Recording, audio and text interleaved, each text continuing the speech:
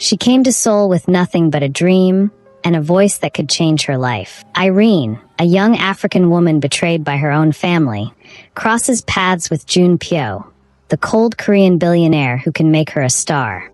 Two souls from different worlds, one love written under the Seoul sky. Subscribe to the channel.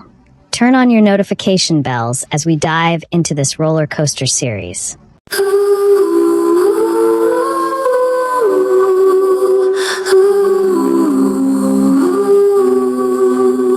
A fox on the ridge, shadows at play, nine tails weaving through the break of day. Irene busied herself as she moved about, trying to ensure that all the guests were well cared for. She had been working since morning to make sure everything was perfect. It was the 8th anniversary party of her father and stepmother. She wanted to be anywhere but there, but her father had warned that if she did not stay behind to take care of his guests, there would be dire consequences. As she moved around, serving the guests, they kept calling her here and there, and some even mistook her for the maid of the house. When she thought it was finally time for her to rest, her stepsister, Minji, came out dressed in a beautiful red Valentino gown. One would think that it was her anniversary party, judging by how much time she took to doll herself up. Once Minji was out, Irene began to hear different voices saying, "Wow, she looks like an angel. She's the daughter of Mr. Park. I heard she's a singer, one of the star girls. Have you seen her gown? It's from a top brand." As Irene listened to their different comments, she felt sick to the stomach and scoffed. Minji noticed the expression on her face and said, "Come over here, Irene," gesturing with her index finger. Irene ignored her, not wanting to move. However, one of the guests sitting close to where she stood said, "What sort of rude maid is this? Your boss is calling you, and you're still standing. Get moving." Irene glared at the woman, recognizing her as one of her stepmother's friends. Most of the women present fawned over her stepmother for benefits, and so Irene wasn't surprised. Not wanting to give Minji a reason to cause a scene, she walked up to her and said, "Yes, what is it?" "You're not doing your job," Minji said as she looked at her condescendingly. "I vividly remember Dad telling you that the condition upon which you can go to a music academy is to serve the guests here properly. Look, some tables are empty. What do you think you're doing? How would Mom and Dad feel if they see that their esteemed guests are being neglected?" "Well, the empty tables are that way because the guests said they don't want to have anything for now. Once they need something, I will serve it to them," Irene replied. After speaking, she turned her back on Minji and wanted to leave, but Minji held her by her ear and pulled her back. "Where do you think you're going? Stop being rude to me in front of the guests. Listen, my dad and my mom are having their anniversary party today, so I'm more or less the star of the show. I'll be performing a wonderful song for them, so you had better show me some respect." Irene slapped Minji's hand away and angrily looked at her. Some of the guests who were staring at both of them began to wonder what was going on. Seeing the way Irene was glaring at Minji, a guest said, "She is only a maid, yet she is so insolent and rude." At this point, Mr. and Mrs. Park came out. The moment Minji saw them, she walked up to them and smiled. "Wow! Mom, Dad, you both look so perfect." The guests began to lavish praises on Daeyoung and Hyejin Park as they were decked in custom-made Dior outfits. Some deliberately flattered them because Irene's father was very rich. He was the CEO of Baked Company, and he had many subsidiaries under him. They smiled at the guests, waving at them, and finally began walking to their seats. The MC was about to speak when Hyejin suddenly gasped, "Oh no, my bracelet. I can't find it. Irene, look for my bracelet. It seems to have fallen off."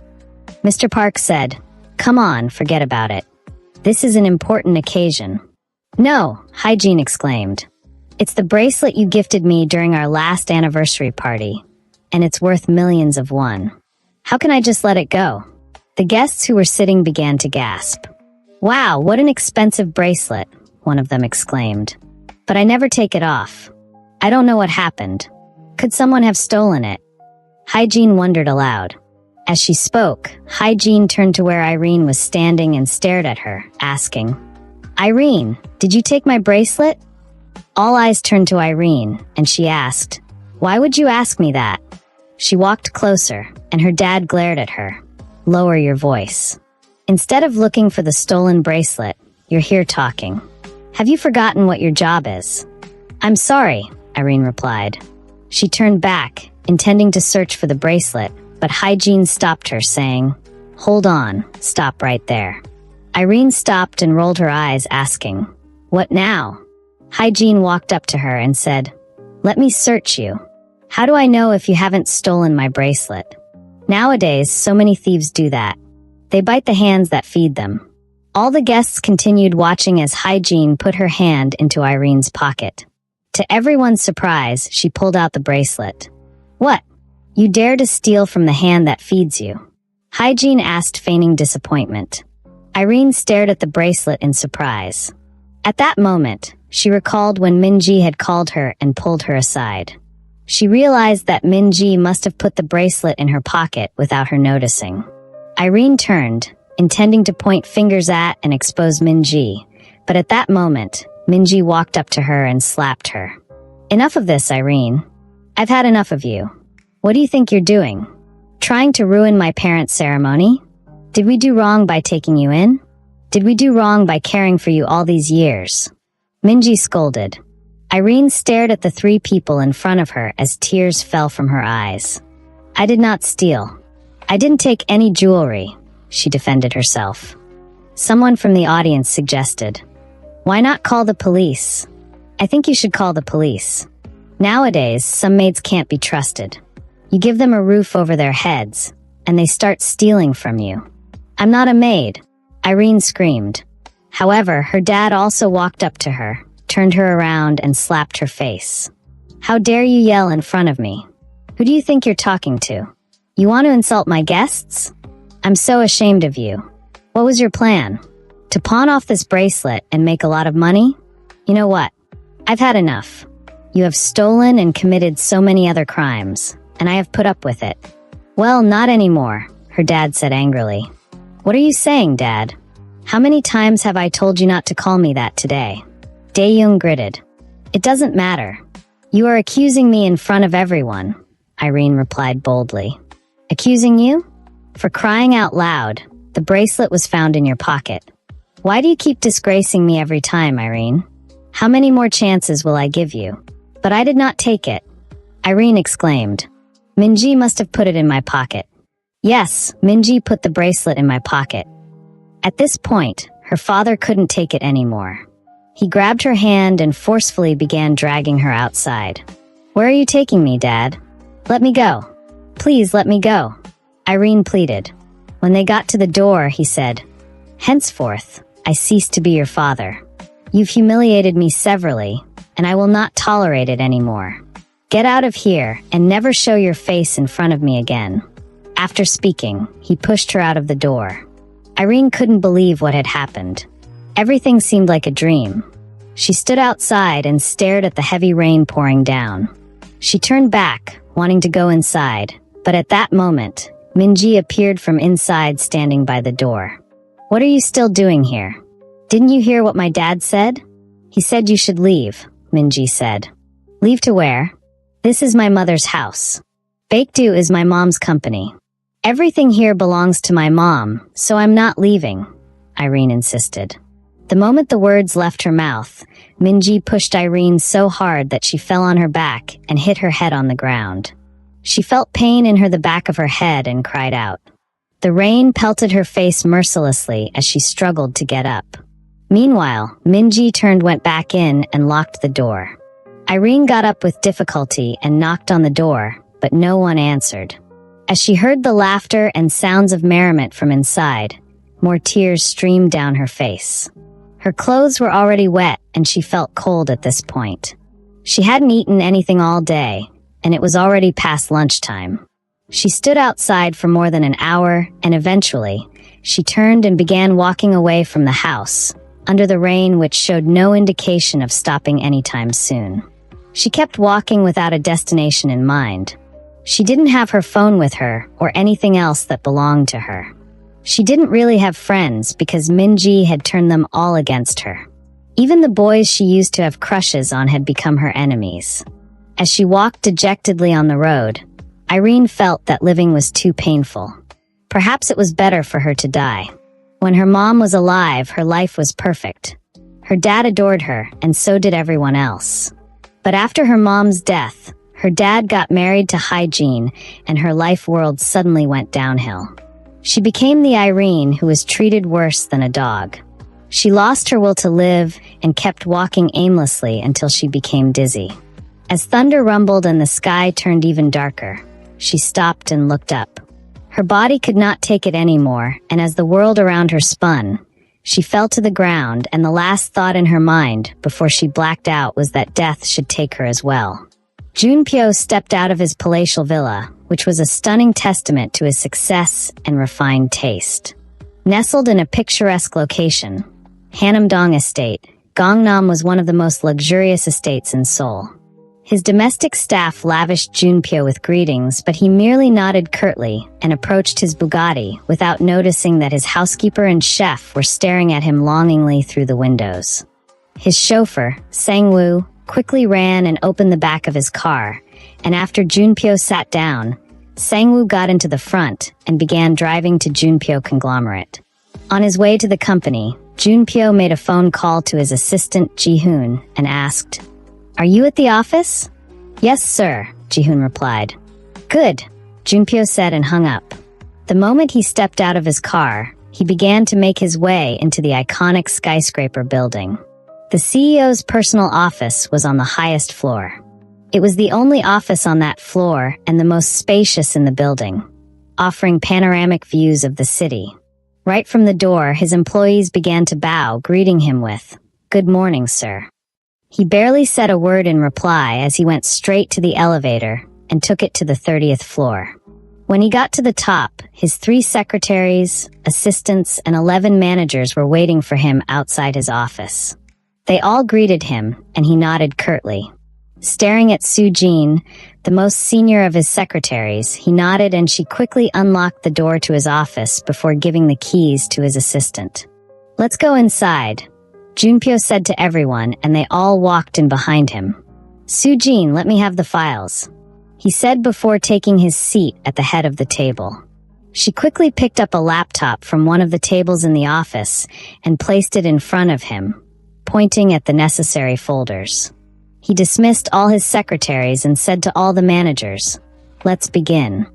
One after the other, they began to give their different presentations while he stared at them with a scowl on his face, not pleased with what he was hearing. After they had all finished, he began to ask questions. "Yes, Mr. Kim. How far have you gone on the project with the Busan Council?" "Sir, Mr. Kim stammered. "Why are you stammering? This is exactly the type of attitude I do not want to see. Henceforth, you're dismissed. You can leave your resignation letter with the HR department." "Sir?" Mr. Kim wanted to argue. "Leave this place right this instant," Junpyo yelled. Mr. Kim got up and instantly left, and all the other board members were filled with more fear. "Yes, Mr. Choi, go ahead. What about the project I asked you to work on?" Mr. Choi got up and began to explain while shivering. "Let me see the file," Junpyo said. He took the file from Choi, flipped through the pages, and threw it back at him. "This is not satisfactory. What is going on here? You were all informed about this meeting 2 days ahead of time. I'm really disappointed." Angrily, he got up and began walking out of his office. "We'll have this meeting again tomorrow. Mr. Lee, reschedule and let me know about it." "Yes, sir," his senior manager replied. After speaking, he walked out of the room. Looking at his assistant who was standing by the door, he asked, "Ji-hoon, are the members for the Foreign Alliance ready?" "Yes," Ji-hoon replied. "Although I told them that you'll be having a meeting now, I can put a call across and make sure they are all available." "Do that on the way," he said and began to leave while Ji-hoon followed behind him. He spent the next few hours having different meetings until it was past his lunchtime. When he finally looked at the time, it was already past 2. He had more meetings to attend, but he was hungry, and to make it worse, it had been raining for so long. He walked out of the building, and when they got into his Bugatti, he instructed his driver, "Take me to my favorite hotel." Ji-hoon sat beside him in the car with a wet umbrella in his hand. When they arrived at the hotel, Junpyo came out, and from the door, all the staff began to greet him respectfully while he went in to take his seat. Junpyo was known as the King of Seoul, and one of the wealthiest men alive. Some said he was proud, arrogant, and even mean, but most people just described him as ruthless. He never gave second chances, and he hated people who tried to curry favor with him. Initially, there were scandals about him. Some claimed he was gay, others said he was married. At 32, he had not been seen with any woman. All the media houses that reported the news about his marital status and sex life were shut down on the same day, and ever since then, no one else dared to say anything wrong about him. He crossed his leg and waited for his meal to be served while his assistant stood by his side, staring at him. When he began to eat, he gave Ji-hoon the opportunity to also eat, but at a different table. When he was done eating, Junpyo got up and wanted to leave, but then the downpour became heavier. He cursed under his breath. "Today has been nothing but a terrible day." Staring at his assistant, he asked, "Ji-hoon, are elite buyers still waiting for me?" "Yes, sir," Ji-hoon replied. "I put a call across to them earlier to ensure they do not waste your time, and at this point, I'm sure they are already gathering. This is annoying. Okay, I guess I have to leave for the meeting. I hate being kept waiting, and I like to be punctual. Let's go." Ji-hoon quickly opened the umbrella in his hand and covered it over Junpyo's head. He led Junpyo into his car, and when they got in, the driver who had been waiting turned on the ignition and began to drive. Junpyo crossed his legs and ordered, "Drive slowly. You can see that the weather has gotten worse." The driver nodded, "Yes, sir," and began to drive more slowly. Picking up a magazine lying beside him on the seat, Junpyo began flipping through it, seeming amused by the entertainment news. He had always been interested in it for reasons best known to him. As he flipped through the pages, he soon became bored and dropped the magazine. He looked at the window, his eyes gazing through the glass. A memory flashed in his mind, but he quickly shook it off, not wanting to ruin his mood. However, right at that moment, he spotted someone on the ground, a girl. "Stop the car," he said. The driver immediately stopped the car and asked, "Is there a problem, sir?" Even his assistant, who sat beside him, became concerned. "Mr. Junpyo, is something wrong?" "Who's that girl?" he asked. They were all surprised as they followed the direction of his gaze. There lay a girl on the ground, her face as pale as a sheet. She was unconscious, and her complexion had changed due to the rain. Junpyo couldn't tell if she was dead or alive. She appeared very young, around 16 or 17, he guessed. He kept staring at her and wanted to leave at first, but then something tugged at his heartstrings. His assistant and driver were surprised because he never bothered about things or people like that. "I'm stepping out right now," he said, shocking them even more. His assistant quickly came out with an umbrella and ran to the other side, opening the door and holding the umbrella for him. Junpyo, who was 6 feet 2 inches tall, walked over to the girl and stared at her for a while. Finally, he said, "I want her to be taken to the hospital if she's still alive." His assistant stared at him in surprise. Junpyo wasn't known for being kind or helping strangers, but it wasn't in his place to question him. Seeing that his assistant was confused, Junpyo took the umbrella from him and said, "Right now, take her to the back if she's not dead." Ji-hoon checked her pulse and saw that she was still breathing. He lifted the unconscious girl from the ground. Her body was soaked with water, and he knew the seats would be soaked as well. He worried that Junpyo would complain and later blame him, but at this point, he could only follow instructions. He turned to the other side of the car and got in, sitting beside the girl, while Junpyo went to the front to sit beside the driver. Finally, they arrived at the hospital and Junpyo got out. He asked his assistant to take her out. Then he walked straight to his doctor, who was surprised to see him, and said, Mr. Junpyo, you should have told me you needed my services. You know I will come to you at any time. I know, Junpyo replied. But this was different. I need you to look after this girl. Something has happened to her. Just make sure she gets better and send me the bill. Okay, sir. Is she related to you? The doctor asked. No, she's more like a stray dog I picked up. I just want her to live, Junpyo said. After that, he turned and left, going back to his initially intended destination. The doctor quickly ordered his nurses and they rolled the girl, who had been placed on a stretcher, to a room and transferred her to a bed. He attended to her quickly. Since she had been brought by Junpyo, he knew her health was a priority. 2 hours later, Irene opened her eyes, blinking weakly. When she looked around, she realized she was in a hospital and sat upright. She recalled what had happened earlier in the day and wondered, am I dead? When the doctor came in, he said, I see you're awake.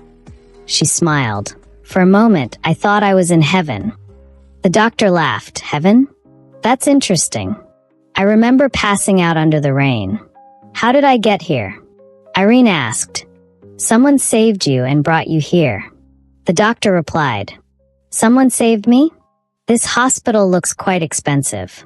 Will the person be coming back? Irene asked. I don't think so. He just wanted you to live. The doctor replied. She nodded. Okay, can I speak to him? The doctor said, well, I don't know. It depends on him. I can put a call across, and if he's willing to speak to you, I'll let you know. Please put a call across. Thank you, she replied. The doctor thought about it for a while. He didn't want to offend Junpyo, but he decided to call him just to be sure of what he wanted. In her mind, Irene was thinking that if the person who saved her was a wealthy man, she would ask him to employ her. She wanted to live and fulfill her dreams. She had earlier made a mistake by giving up on life. She wanted to make something out of her life, and for that to happen, she needed to start from somewhere. At the moment, she did not have a roof over her head, and if this person could pass by without letting her die, it meant he could be kind enough to give her a job. She was ready to do anything decent as long as it gave her the opportunity to save up enough money and pursue her dreams. When the doctor called Junpyo, he was in the middle of a meeting. He looked at the call and answered it, saying, "This had better be important." "I'm sorry for disturbing you, Mr. Junpyo," the doctor said. "The girl you brought has gained consciousness, and she insists on speaking to you." "Speak to me? Didn't I ask you to just treat her and let her go?" "You did, but I wanted to find out if you would be willing to fulfill her request." Junpyo thought for a while and finally said, "All right, put her on the line." The doctor heaved a sigh of relief and handed the phone to Irene as he said, "Here, he wants to talk to you." "Thank you very much," she replied. Taking the phone to her ear, she said, "Hello." Junpyo replied, "Hello." "I'm sorry to trouble you, sir," Irene said. "Please, I want to ask for a favor." "What is it?" Junpyo asked. "I would like to see you, please," she replied. Junpyo stared at all the men who were sitting in front of him and said, "Okay, I'll be right there." Getting up, he continued, "I think we've pretty much said everything that needed to be said at this meeting. I approve of your findings, and now I need implementation and results. Excuse me." After leaving the meeting room, Junpyo said to Ji-hoon, "Let's go back to the hospital." His assistant was surprised. Junpyo wasn't acting like himself. No one knew why he was being so kind and accommodating towards this girl.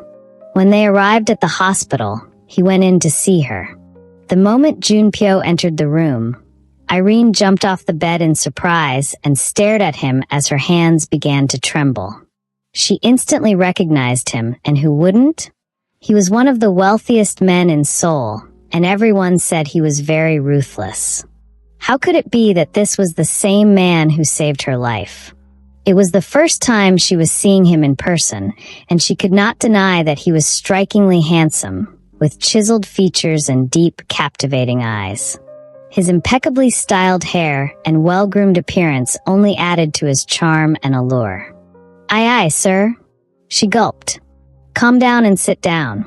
Are you feeling better? You still look weak, Junpyo said. Irene was even more surprised that he spoke kindly. She had heard about him a few times, even from her dad. Could it be that what people knew about him wasn't the truth? He sat beside her on the bed and said, Yes, you wanted to see me. I wanted to thank you very much for saving my life. She found herself stuttering in the presence of such a powerful man. You're welcome, Junpyo replied. Now tell me, why would you lie on the ground under the rain? At the time, I guess I just gave up on life. She replied guiltily. I see, so do you still want to die? Oh no, sir, far from it. I want to live, she said. He nodded. Did you call me here just to say thank you? She smiled and Junpyo found her smile very beautiful, but kept it to himself. Yes, sir. And also, I'm sorry. I didn't know that you were Mr. Junpyo. She added.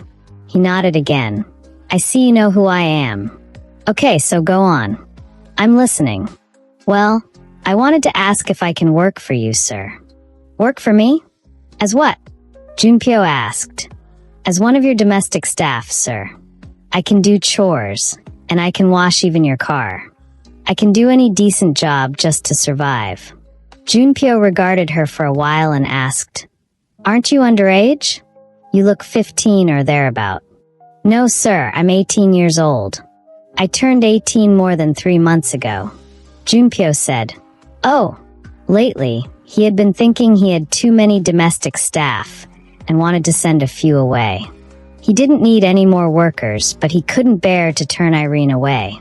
After a while, he said, I need to know who you are first, and why the hell you want a job in my house when you should be thinking about going to school or doing something more productive with your life.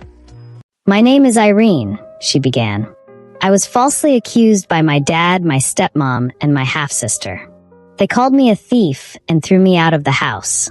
I had nowhere else to go, and that's how I ended up on the ground. I really want to make something out of my life. I just need a job and a roof over my head. And I am the only option you have. Junpyo asked. No, the thing is, after looking at the hospital, I realized that whoever brought me here must be someone who has a lot of money. I just wanted to ask you to employ me so I can kill 2 birds with 1 stone. Gain some money and have a roof over my head. All right then, I'll be back later, and then I'll tell you my decision, Junpyo said before walking out of the room. After he left, Irene heaved a sigh of relief. She had basically forced herself to say all the words she said to him. The last thing she had expected was to see that Junpyo was the one who saved her life. As he exited the hospital, Junpyo turned to his assistant. I have no idea who that girl is, but if what she's telling me is true, get the information for me as soon as possible, Junpyo instructed. I'll get right on it, his assistant replied. Junpyo drove back home to change his clothes while waiting for his assistant to get back to him. He already had a butler, a housekeeper, and her assistant, a chef who had 2 assistants, a gardener, and security guards.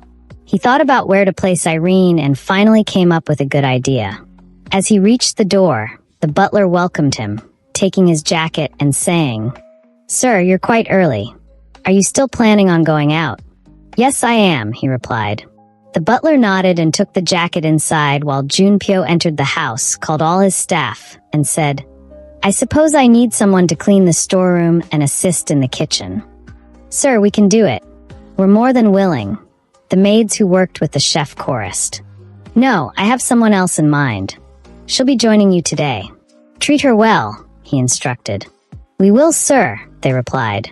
After speaking with them, he got up and received the information he had asked his assistant to gather. Just as Irene had said, her age, name, and the fact that she recently graduated from high school were all there. Looking at her family background, he discovered that her family was well off, with her millionaire father.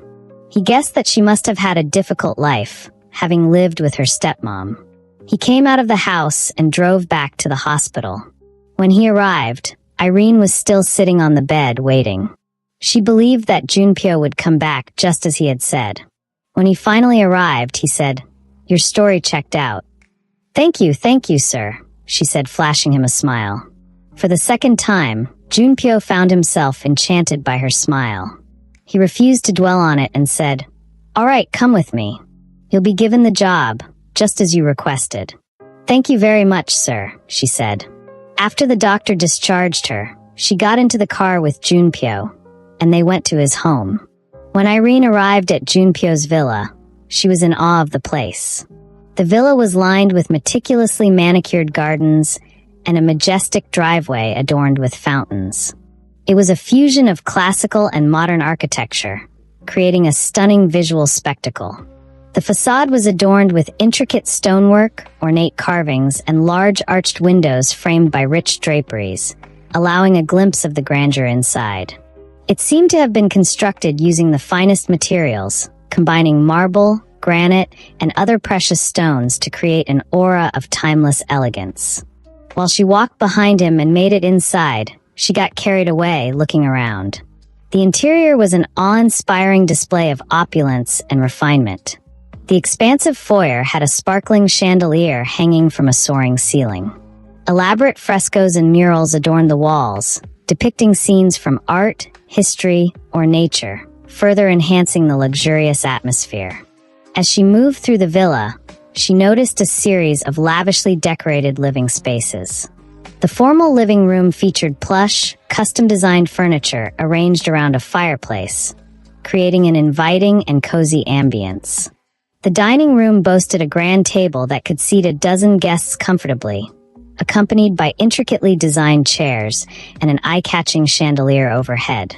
The villa also boasted of an impressive entertainment wing, complete with a home theater, a private library, and a billiards room.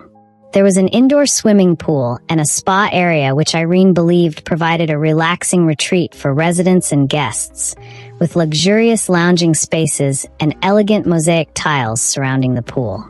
She suddenly realized that everyone was staring at her as she had subconsciously walked away from everyone else while looking around the house. Junpyo was regarding her intently, and she soon became afraid, thinking she had done something wrong on her first day. However, Junpyo's expression softened and she heaved a sigh of relief. Everything happened so fast that Irene began to wonder if she was dreaming. Realizing she was not, she counted herself lucky that she wouldn't have to sleep under the bridge. Junpyo once again addressed all his staff, asking his butler to ensure that Irene understood her job description. As he turned to leave, Junpyo received a call from his best friend who asked, "What's going on? You've been keeping me waiting for far too long. I called you earlier, and you said there's a girl you're trying to help. How long is it supposed to take?" "I'll be right there," Junpyo replied.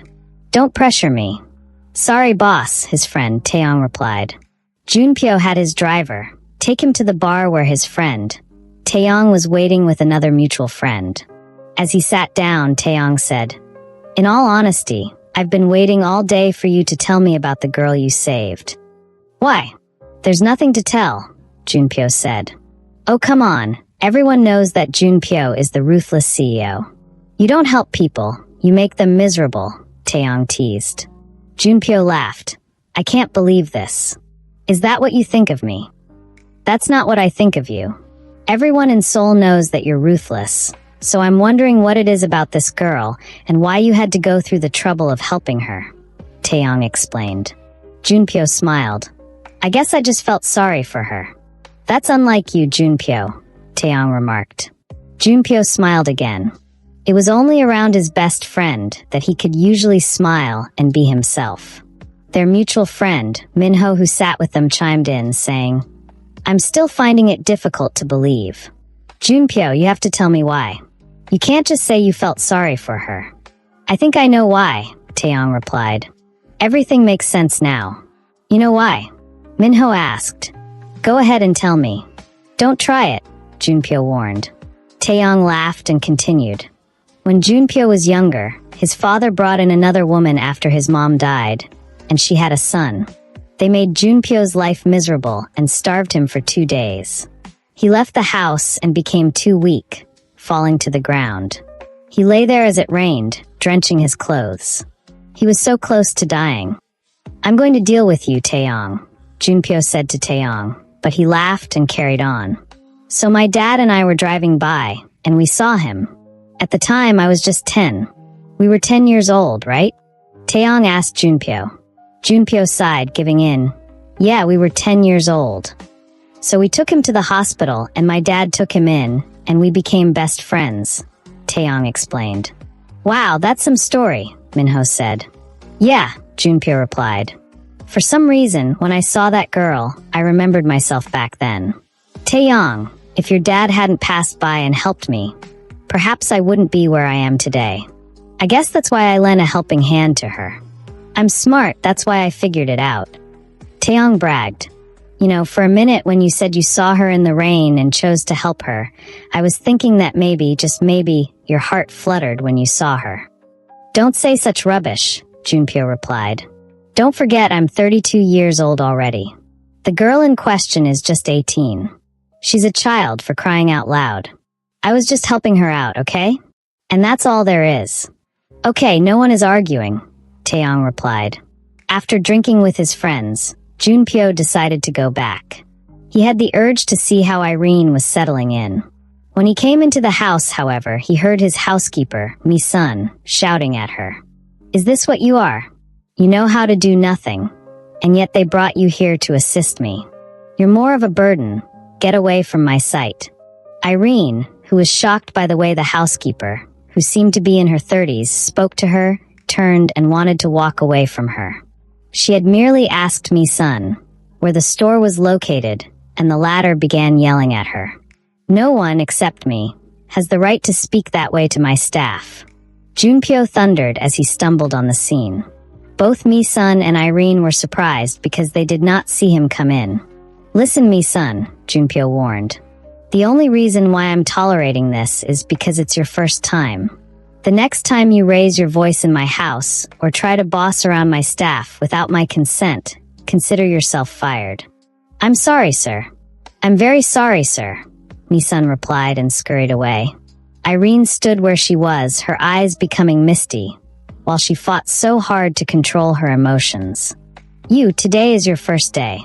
You can go into your room and rest," Junpyo said, pointing at Irene. She shook her head. "No, sir, I will work. You just came from the hospital. I'm giving you a day off. Go and rest. You can take the next few days to recover and start your work by next week." She looked at him and nodded. "Thank you, sir," before walking away. As she went into the room that had been given to her, Irene sat on the bed, looking at the room once more. It had been prepared for her, but she had nothing, no clothes and no shoes. She was afraid that if she asked Junpyo about it, he might become upset. Perhaps she could go back home and ask for her clothes. She decided that was what she was going to do. After staying in the room for a while, she felt bored and came out. As she entered the formal living room, she saw Junpyo sitting with a newspaper in his hand, while the TV was on. There was a show going on and someone was singing. It was none other than her stepsister Minji, performing on stage. Irene balled her hands into fists, and tears began to fall from her eyes. At this point, Junpyo realized someone was standing behind him and turned. He saw the tears in Irene's eyes and was surprised. Before he could say a word to her, she ran back into her room. Junpyo shrugged and said, "Weird." Later in the evening, as he was going into his room, he heard someone singing. He stopped and listened. It was coming from Irene's bedroom. It was the sweetest voice he had ever heard. He stood by her door, listening as she sang, and could detect sadness in her voice. What? How could someone have such an amazing voice? He wondered. He pushed open the door to her bedroom and walked in. Irene, who was taken by surprise, instantly stopped singing, got up from the bed and stared at him. "I'm sorry, sir," she said, fearing his reaction. "No, go on. I want to listen," Junpyo replied. Irene sang for Junpyo while he stood in awe, mesmerized by her performance. As she sang, she became so immersed that she closed her eyes and continued to pour her heart out. Junpyo walked over to the bed, sat down, and kept his gaze fixed on her. When she finished singing, he exclaimed, "Wow, that was phenomenal." "Thank you, sir," Irene replied with a smile. "I'm curious, how did you become such a talented singer?" "Don't worry, you can share it with me," he added, noticing her hesitation. Irene sighed and began her story. "Well, my mom was a gifted singer from 2. When she was young, her dream was to become a pop artist, and her voice was perfect. However, her father, who was a billionaire, wanted her to take over the family business instead since she was his only child. She had to make a difficult choice between her passion and her responsibilities. Eventually, she took over my grandfather's company, Bloo Industries, but she never gave up singing. She recorded songs for herself, but never performed publicly. After marrying my dad and realizing that the business wasn't her true passion, she put him in charge and pursued singing in her free time. When she had me, she discovered that I also had a sweet voice, and she was thrilled by it. We used to sing together, and she promised that she would make me a big star someday. She wanted me to live her dream since she never had the chance to do so. However, when I was 10 years old, she fell ill and passed away. Irene's voice trembled with emotion as she continued. "My dad loved me too, or so I thought. But a few weeks after my mom's death, he came home with Hygiene, my stepmom. To my shock, he had been cheating on my mom while she was alive, and Hygiene's daughter, Minji, turned out to be his child. When she realized I loved singing, Minji became jealous of me and started singing as well. Her mom pushed her to compete with me, even though she couldn't sing as well as I could. She always claimed to be better than me. Whenever I received invitations to sing at birthday parties, not for money but for fun, she would make a fuss about it, and I would lose the opportunity. It became the norm for Minji to always get the best. She set me up so many times, planting my dad's and her mom's belongings among my things to make me appear guilty. Even when we attended the same high school, she would steal from people around me without my knowledge, and I would be blamed for it. Everyone turned against me, my life became miserable, and I lost all my friends. But I always held on to the hope that one day I would become a star and fulfill my dream of becoming a musician." Irene's voice quivered as she recalled her struggles. "Unfortunately, my dad eventually grew to despise me. When I finished high school, he refused to support my further education, despite it also being my mom's dream for me. I reminded him of her wishes, and he made a deal with me. He said if I served as a maid during his marriage anniversary, he would enroll me in a music academy to develop my singing skills and boost my career. I reluctantly agreed, knowing that his wife must have influenced his decision. I endured the humiliation of being called a maid, but I held on to hope. Then, as expected, Minji once again framed me by placing her mom's expensive bracelet worth millions in my pocket.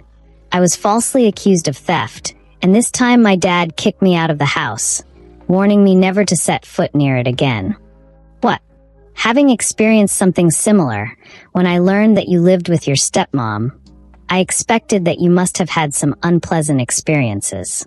But this is just what? Junpyo couldn't believe his ears. Irene smiled. The song my sister was singing earlier on the TV, I wrote it. What? Yeah, it is one of the songs I wrote a few years ago. I used to sing it back then, but Minji stole it. I was supposed to go for that audition a week ago, but thanks to her, I ended up not making it. She went instead with my song and got a spot to be among the star girls. The star girls? Junpyo asked. Yeah, they've been given the opportunity to showcase their talent. In the end, 1 or 2 of them will be picked and made into stars by their agency. That was my dream, but Minji stole it from me. Irene explained. Junpyo smiled. Wow, that's interesting. And to think that her voice is nothing to write home about. I mean, a lot of people sing like that. It's basic. On the contrary, your voice is unique. I've never heard anyone sing that way. Thank you very much, sir, Irene said. Just hearing you say this alone is amazing. Back then, when I would sing at home, my stepmom would say I was disturbing the peace of the neighborhood, and that my voice was awful, and she would shut me up. Meanwhile, Minji would always sing, and she would praise her and tell her that she had the best voice in the world. Junpyo scoffed. I'm going to ask you a question, Irene. Go ahead, sir, she replied. Do you want to be a star? Junpyo asked. Me? Irene thought she hadn't heard him well. Sir, are you asking me if I want to be a star? Yes, Junpyo said. I can make you a star, Irene. All you need to do is follow my rules. What are your rules, sir? She asked. Be obedient, hardworking, and focused. If you agree to these rules, I'll enroll you in the Seoul Royal Academy of Music. I will make you a star. Tears fell from Irene's eyes. She said, thank you very much, sir. She wanted to go on her knees, but Junpyo got up and said, no, don't do that. As he stood closer to her, she looked up at him. She was a tall girl, but in front of him, she became short. With his towering height and commanding presence, Irene couldn't make eye contact with him for long and quickly looked down. He said, those girls you mentioned, I know someone who might have an idea about them. And I also know that their performance is tonight. There's a show where they're supposed to perform. That's correct, sir, she replied. What do you say? Would you like to perform with them? He asked. Irene stared at him in surprise. Sir, but there are already 4 in number. Junpyo smiled. Give me a second. Taking out his phone, he called someone and said, there's a girl, someone close to me. I want her to be among the star girls who are performing in tonight's show. The person on the other end said, they are already complete, sir. I don't care. Either you take one of them out or you add her to the group. Junpyo said, we'll add her to the group, sir, the person replied. Good. Her name is Irene, and she has a unique voice. I'll be there as well to grace the occasion. You're coming, sir? The man asked, stammering. He was surprised. Of course I'm coming. When someone who belongs to me will be there, why wouldn't I? Irene felt as though everything happening in front of her was a figment of her imagination. When the call ended, Junpyo made another call and said, Yu-young, come to my villa right away. Your villa? Yu-young worked with the brand that delivered most of the clothes Junpyo wore. I'll be right there, sir, she said. In the next 20 minutes, Yu-young pulled up in front of the villa and hurried inside. It was the first time Junpyo had personally asked her to come to his villa. She met Junpyo, who was sitting across from a flabbergasted Irene. Take her shopping and get very good clothes for her, because in the next few weeks, she should be in the spotlight as a pop artist. Junpyo ordered the moment his eyes fell on Yu-young. Sure, I'll do that, sir. Yu-young replied without hesitation. Turning to look at Irene, Junpyo asked, Are you ready to perform tonight? Tonight? Of course, yes, sir. There are so many songs I've written over the years, and I have them all at my fingertips. I can sing even in my sleep. Irene replied excitedly. Junpyo laughed. Well, I love that. Get ready because you'll be performing tonight. Dear story lovers, if you're new here, please subscribe to the channel and turn on your bells so you don't miss the next episode. Like and share to friends and family, and finally tell me where you're watching from in the comments. I'd love to connect with you. To my amazing subscribers, please know that I appreciate you and do not take you for granted, and I'll see you in my next episode.